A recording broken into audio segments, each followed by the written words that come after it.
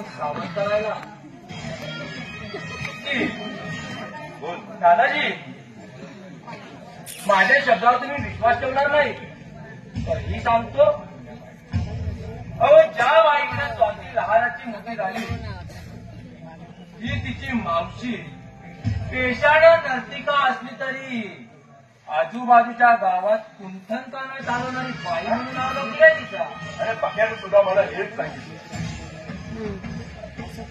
अरे अरे विकी, या रणजितच्या पक्याचे कान भरून ठेवले. तुम्हाला माझा संशय साहजिकच आहे.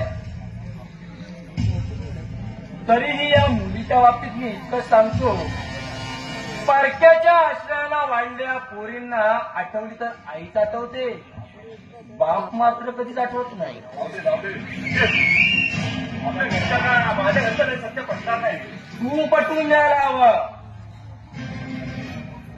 अरे या शहरासारख्या मायानगरीत माणसं एकत्रित वस्ती करून राहतात, परंतु एकमेकांशी काही देणं येणं नसतं. परंतु आपल्या या गावच्या मातीत नीतिमत्ता आणि संस्कृतीचा विचार करून वागावं लागतं. म्हणजे नीतिमत्ता आणि संस्कृतीच्या गोष्टी मला शिकू नकोस. 25 एका महिन्यापासून तू नामानिळा होत झाला होतास. ह्याच गावातून तुला हद्दपार केलं होतं. सगळ्यांच्या नाकावर टिचून पुन्हा या गावात येऊन मी माझं बस्तान मांडलंय. गावानं मला घराबाहेर काढलं. त्या बैठकीचे मोळके तुम्ही होतात, पण त्याचा राग मनात न ठेवता मी तुम्हाला सावध करायला आलो. म्हणजे तू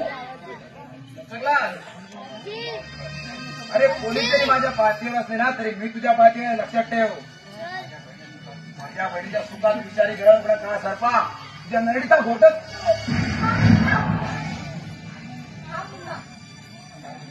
हा मुन्ना कोणाचा ऐकणार नाही.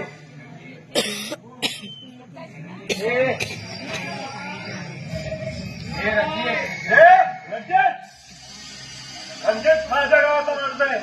आमच्या बाहेर आम्ही बघून घेऊ. तिला अंगाला हात लावलास ना, तुझी बहिणी जागा राहणार काय. विकी बाजूला.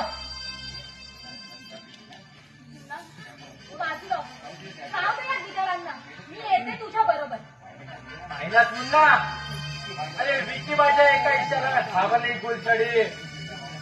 तू एकटा जरी माझ्या पाठीवर असलास ना, या विकीसारखे कित्येक पाठीरांनी माझ्या पाठीमागे आहेत.